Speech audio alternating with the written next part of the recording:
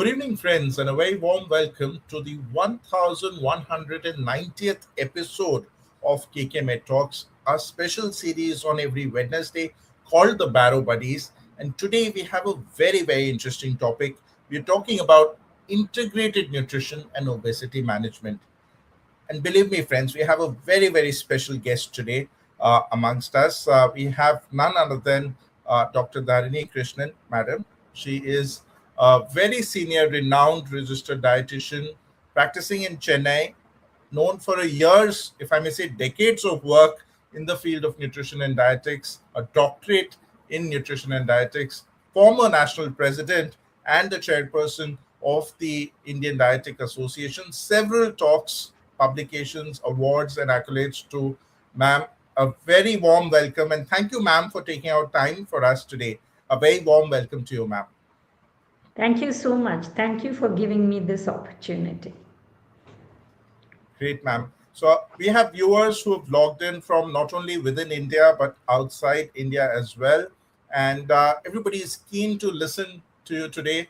We have this special topic called integrated nutrition. Believe me, many of them are not aware what integrated nutrition is, ma'am. So maybe just getting started right away, ma'am. How would you explain to our audience what is integrated nutrition?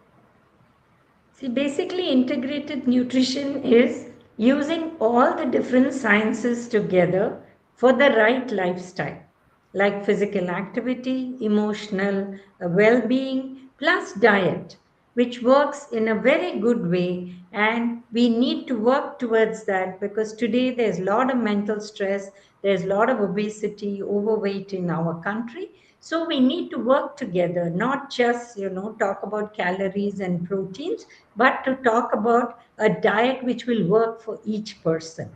So you integrate different sciences and work together. That's what is integration. Lovely, ma'am. That sounds so wholesome, so well comprehensively, stated. There are people who are logged in. Mr. Ramji Agarwal is saying hello to you and a warm welcome to the show. And as ma'am has Hello. rightly said, just one discipline is not able to handle this complex, cardiometabolic scene that we have today, especially when we talk of obesity. So what Madam is saying is nutrition is definitely important. It's part of it, but it is important to look at the other sciences as well. It is important to manage sleep. It's important to look at the psychological, mental health, and several other aspects when you treat a patient for management of obesity or similar disorders. So thank you, ma'am. Uh, we would Yes. say that many times Sorry. patients would think about nutrition as just as a diet consultation. But when you say integrated nutrition, how would you say this is different from a regular dietary advice that a regular dietitian would give?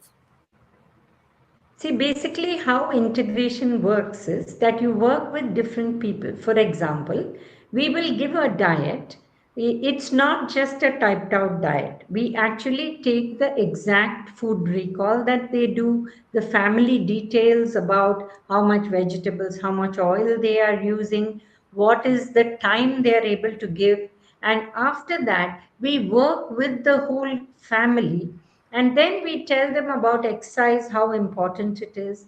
If they're not able to take out time, we work with an exercise expert to give them. Like recently, micro walking is a big thing that is coming. That after eating, you move a little, don't immediately sit down.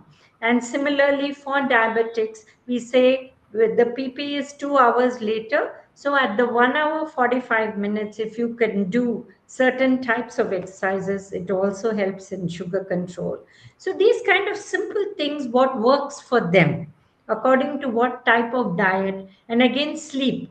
What is the sleep routine they follow? We work with experts. And if they have a lot of stress and anxiety, we work with psychologists who give them the inputs. So this way, we have a whole team working together with the patient rather than giving diet alone. It is diet, exercise, de-stressing, and medication if required, like the four sides of a table.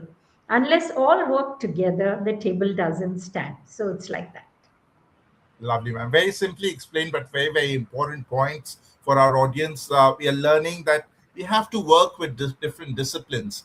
And another important aspect that we can learn from what ma'am just said is about person centered care. We have to try and identify what works for that patient.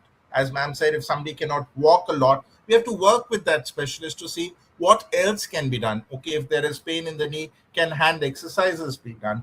And another important point I would say, and this is really very well backed up with science, if somebody is not able to walk 30 minutes in a day consecutively, there are studies and evidence to show that just walking 10 minutes 3 times a day would get you as much as good results as walking 30 minutes together would get. So very, very important points. Working across disciplines, providing patients that comprehensive care. I think that is what is the core of integrated nutrition, and that's something which is really very important to manage such a complex disease. But, ma'am, in a very busy clinic, when patients come to us, we think of, okay, they have a weight, we have a particular calorie in mind, we talk about sleep, but how do we really personalize a diet prescription? From your years of experience, what would you say is the best tip in a time constrained matter, how we can personalize somebody's diet? See, simple things is when you change the diet of the person completely, it is not sustainable and not workable for a long time. So we need to work with them. For example, if they are taking like 4 idlis or if they are taking 2 cups of rice, we can start with reducing a small quantity and increasing their exercise. So this way, both ways, it can help them.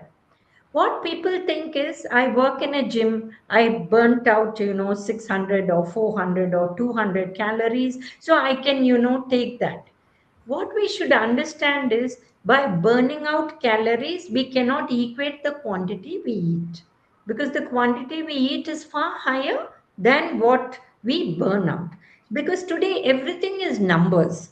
We say we walk 10,000 steps, good, but how much of the time are you sitting? That is also important. Are you finishing off the 5,000 in the morning and then, much later in the day you're walking? It has to be done. So, similarly for diet also, what is it they have around them? And how early do they leave to work? So we will work with all these things and give the availability of how they can work with things like that. For example, if somebody leaves very early, they have to depend on the food court. So then we tell them, go to the chart counter, ask them to give you only the boiled peas or boiled chana, which is protein, and not have a chana, as chana where they add a lot of oil. This is a simple example. So, like this, take a boiled egg, because if it's some other way, there may be a lot of oil added. So, this kind of small inputs they are able to manage within what they have. So, we need to work. The first consultation takes a long time in precision nutrition, where we need to go into a lot of these facts as to what is available to them, what they are able to do, how capable they are. We even tell them make sprouts and take it with you, which is so simple. You don't have to run behind the sprout while it's sprouting, right? So these kind of simple things we work with them, what is workable for them, and then we come out with solutions for them. Very well said, ma'am. So definitely, small changes are probably easier to adapt to, probably more sustainable as well. At times, we do have patients who are very, very enthusiastic, who want to change everything. They do it also, but then in a couple of days, they will realize that it's not sustainable, and they go back to what they were doing before, and they get on to the wrong kind of diet. So very, very important points. There are always ways. You really took out examples from my mouth. What I often say in the OPD here in CMC when we practice, even for our staff, there is a lot of options to eat, but then the boiled chana is available in the canteen as sundal, as we commonly eat. And it can be taken as a good, rich source of protein, very filling and healthy, rather than going in for all the fried snacks. So a lot of definitely important points coming here from our audience. We are having questions for you, ma'am. And somebody is asking about LDL cholesterol of 125. And as a senior citizen, what would you say maybe two do's and two don'ts for this gentleman? See, simple is have nuts, so that it will fill you up as snacks rather than going for the bakery items or the fried items. Unfortunately, the bakery items, even if we call it wheat bread, is not 100% wheat most of the time. It's a mix of maida and wheat. So that will add to your sugar or will add to other things which can increase your obesity in case you're not diabetic. So for LDL, nuts are very useful. Second is exercise. Third is increasing your vegetable. In India, the problem is a family of four take about quarter kilo vegetable in a day, which means one person gets 60 grams and that's it. That's not enough. So we need to really work around to increase our vegetable in whatever way you like. It could be a soup made at home, it could be a salad, or if you don't like a salad, just add a little curd and make a raita, or have the regular vegetables that you make at home as poriyal or as kootu where dal is also added. So this way the fiber also helps. The soluble fiber and the insoluble fiber work together, and this also can help in LDL control. So we need to do a lot of things, a slight lifestyle change, and more importantly, de-stress. This is very important. At least 10 minutes of de-stressing every day. So I think Mr. Agarwal has got his answer. But talking about stress, ma'am, and definitely a lot of people in the OPD would say that they are stressed out, they have anxiety level issues, mood levels are down. So, what role does mental health play in nutrition science per se? It's very, very important because you either binge eating or you do not eat at all. Both are not good. The other thing is that it increases the cortisol, and because of that, insulin sensitivity can go up and belly fat can come. The sugars can go up. So there are a lot of things that stress can do inside our body. So we need to manage stress, which is very, very important. There is nobody without stress. Even a newborn baby is stressed because the mother is stressed for various reasons today. So, we need to manage or handle stress. That is the important part of life. And how do we manage stress? Basically, we need to do de stressing, yoga, breathing, these kind of things, at least for a little time every day. Or at least when work stress gets very high, get up, walk around for 2 3 minutes, and come back, and then stress comes down. And it's very important because when stress goes up, the kind of control we have in the diet goes away. And because of the hormones also play a huge role, which makes you crave for food and hunger, which can create trouble. That is why we need to tackle stress. If it's very bad, it's not wrong to even take the help of a psychologist who can help you. And in many ways, it really helps to bring them back into focus. So it depends on what level of stress they are going through. If they are not able to manage, it's definitely right to look out for medical help too. Absolutely, ma'am. And I've seen that in our own clinic, in our multidisciplinary obesity clinic that we run here. Apart from the doctor, the nutritionist, the physiotherapist, we have a psychiatrist on board. And sometimes when I've actually listened to them, the way how they counsel their patients, the kind of options they provide to the patients, that's beyond what in our training as doctors or in your training as nutritionists we would be thinking of, and they can really be very, Absolutely. very helpful. So I think that point is a very important takeaway for all of our listeners. If you're feeling stressed, if it is overwhelming you beyond the point, don't hesitate to take that help. It can really make a big difference for your life. And I think while we are talking of stress, maybe talking about sleep as well, I think that is something which is very important. If I have to find out whether my patient is stressed or not, my first question is how long do you sleep? How well do you sleep at night? So, ma'am, does that have a role with nutrition? Absolutely. If you go against the circadian rhythm, what is the circadian rhythm? When the sun goes down, we tend to wind up our day's activity. We eat dinner as early as possible and go to bed as early as possible. That will create a very good system because you get up early, you have time for exercise, you have time to empty yourself, have breakfast, and leave. These are very, very important things. The biggest trouble is this instrument that we have in our hand, which actually distracts us. People think that whole day they have worked, so they have to sit back and enjoy and look at certain reels or whatever.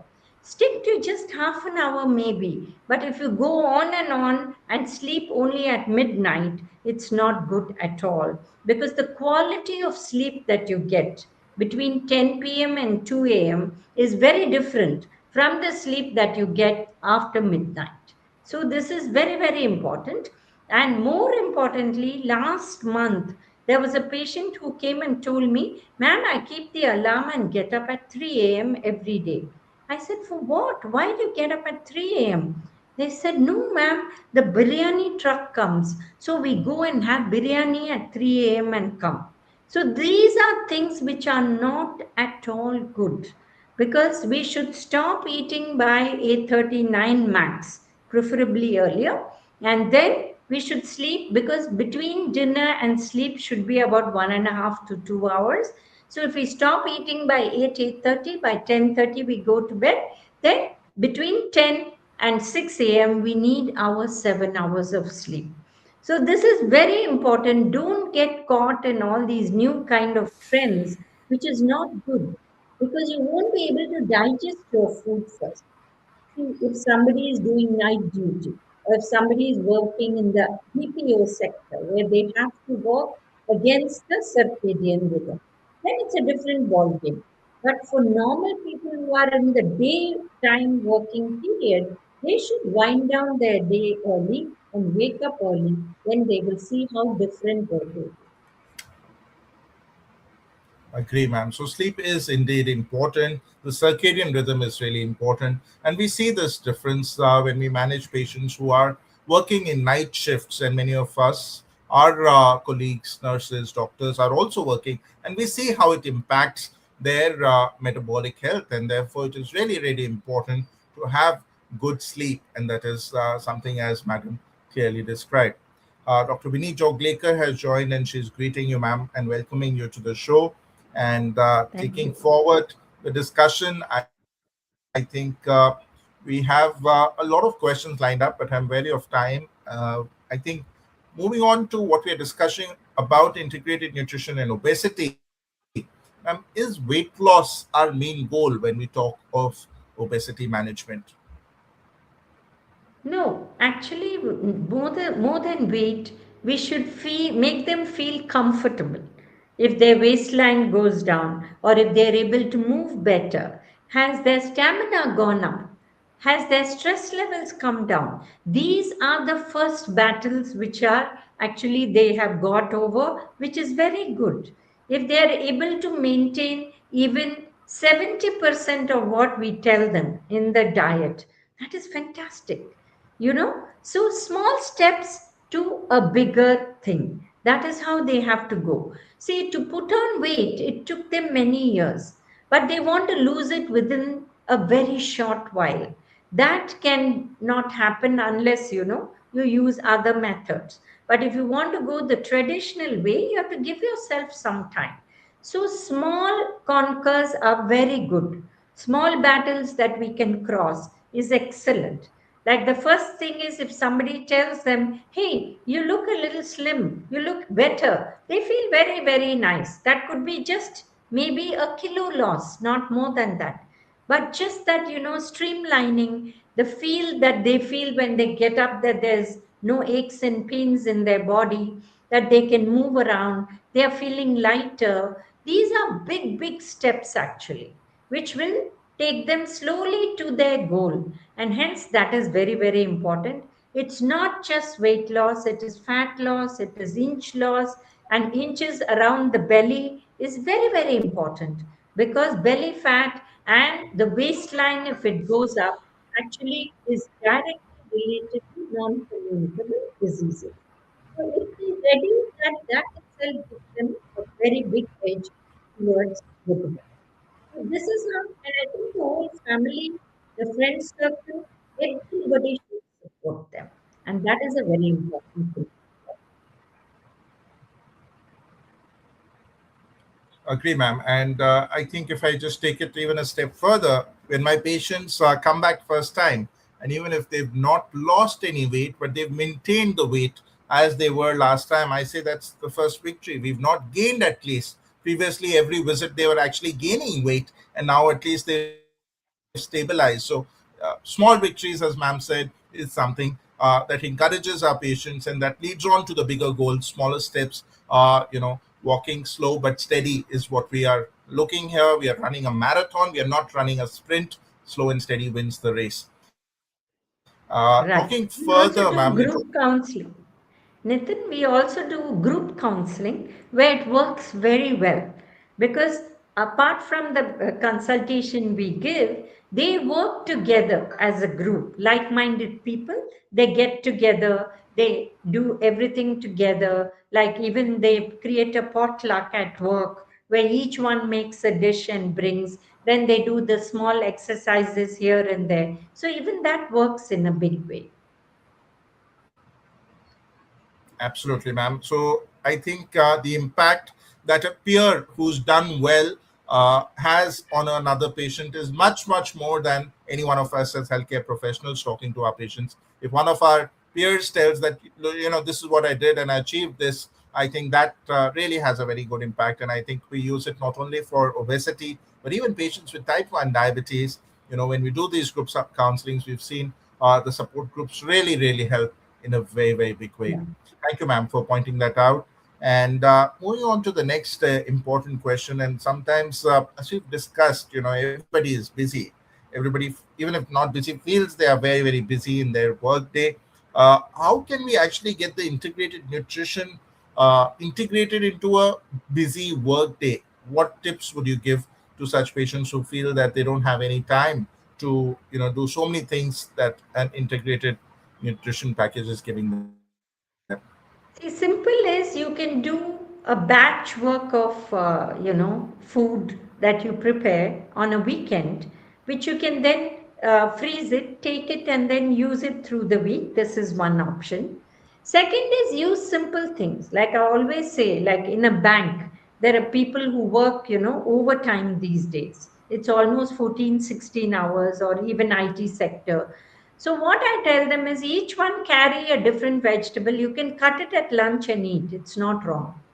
Right. Similarly, you can take fruits. You can cut it and eat. This works. You don't need to prepare it at home. Just carrying a fruit or a vegetable is not difficult. So this is another option. Sprouts is another option.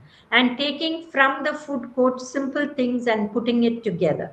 The main problem in eating out is vegetables because it will become oily or you're worried about the hygiene when you eat raw vegetables.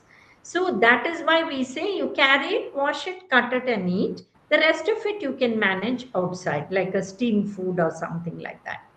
But importantly, for exercise, today if you see lot of places, they provide places for exercise for employees. It's people are not using that. So it's before you leave after work or just before lunch. You can take half an hour off and you can use the exercise space to do exercise. This is very important. Another important thing is having sun exposure on Saturdays, Sundays, 15 minutes at least, which gives you a lot of positivity plus maintains your vitamin D because vitamin D deficiency is very common. Deficiencies of B12 and so many other things. So we say simple things carry a long way. Like if you have your right amount of fiber, the body will generate good B12 for you, even if you're a vegetarian. So, maintenance of vitamin D can be done this way. So, like this, integrating small, small things from different things will help you manage your diet. You don't have to make elaborate cooking. It can be something simple, a one pot meal, but has the proportion of vegetable, the protein, and the grain. And it could be a one pot meal, it doesn't matter. So, these kind of steps, if you start doing, 100% you'll move towards the right way. Thank you so much, ma'am, for making it so simple. Definitely, batch cooking or taking, uncut fruits and vegetables and using the office facility for exercise. I think these are very, very practical, very simple, easy to follow tips that anybody, no matter how busy you are, you should be able to incorporate this in your lifestyle. Taking these smaller steps towards the bigger goal is, I think, the message that is very, very clear from your words, ma'am. Thank you for that answer. And we also have Mr. Prasad Naidu, who's greeting you and welcoming you to the show. And moving on, I think we just have maybe time for two more questions. So maybe just before, uh, taking your final comments, I would ask you about are laboratory tests sometimes helpful when you have to, prescribe integrated nutrition? What are the tests that you look into if you do, and how is that helpful to give your diet prescription in an integrated manner? See, basically, the basic tests, if you're above 40, would be the glucose profile, will be your lipid profile. And if you have any issues with definitely liver or kidney, once in a way, at least once a year, you need to take that. Apart from that, the micronutrients for deficiencies to see. Because if there's a deficiency, there will be other things which don't get absorbed. For example, if you have a vitamin D deficiency, your calcium will not be absorbed properly and your bone will get into trouble. So, to correct deficiencies is an important aspect. A lot of people think that if they take vitamin D supplements, it's wrong. Nothing wrong. Whatever supplement is prescribed medically, you take it for that amount of time. For example, hemoglobin. If you have a low hemoglobin, iron definitely you have to take to correct it. Then you have to go back, take your test to see after 3 months whether it's corrected. Then you can stop. What people, there are two mistakes they do. One is they don't take the supplement which is prescribed, or second, they continue it for a lifetime. Both are not needed because there are certain things which cannot go out of your body very easily. For example, vitamin D is a fat soluble vitamin. You cannot get into toxicity and it will not go out of your body. So you have to take it as much as you need. Similarly comes iron. Iron cannot get out of the body so easily. Whereas if it's a B12 or if it's a vitamin C, even if you take a little more, it doesn't matter because it's water soluble and it can go out of your body through your urine, through your sweat, and in many ways. So, this you have to be very, very correct that when prescribed, they will tell you medically that after 3 months or after 6 months, repeat the test and come back. Then we'll tell you whether you need to continue. So, this is one aspect they really need to look into. And with the blood test, it will help us know whether their sugars are under control, whether their lipids are under control. And according to that, we need to tweak the diet and the lifestyle. And this definitely helps. So, definitely to have lab tests is an important thing. Today, we even do muscle strength to with the physiotherapist to know how well they need to work out, and if they bring in strength exercise, our protein difference also comes in the diet, because without doing weights or without doing strengthening exercise, having excess protein is not a great idea. But if you are doing, definitely you need to take extra protein, and that should be done immediately after the exercise to repair the muscles which have worked so hard with 40 or 50 kilograms of weight, and it will also add to the muscle tone. So many things are there. It's so blood tests and total overall, like even DEXA scan will give you an idea of your body fat, will give you an idea of your bone strength. These things help a lot in actually integrated nutrition.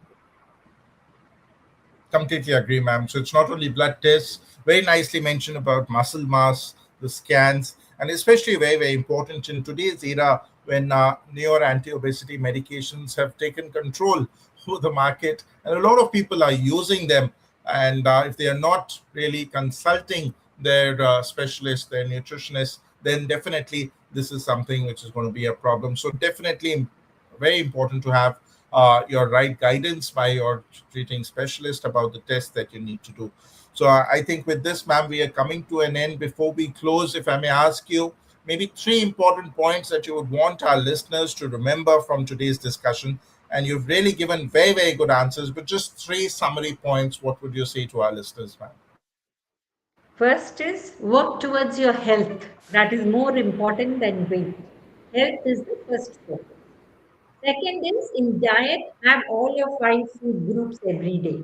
It's not one food group on Monday, Tuesday, Wednesday.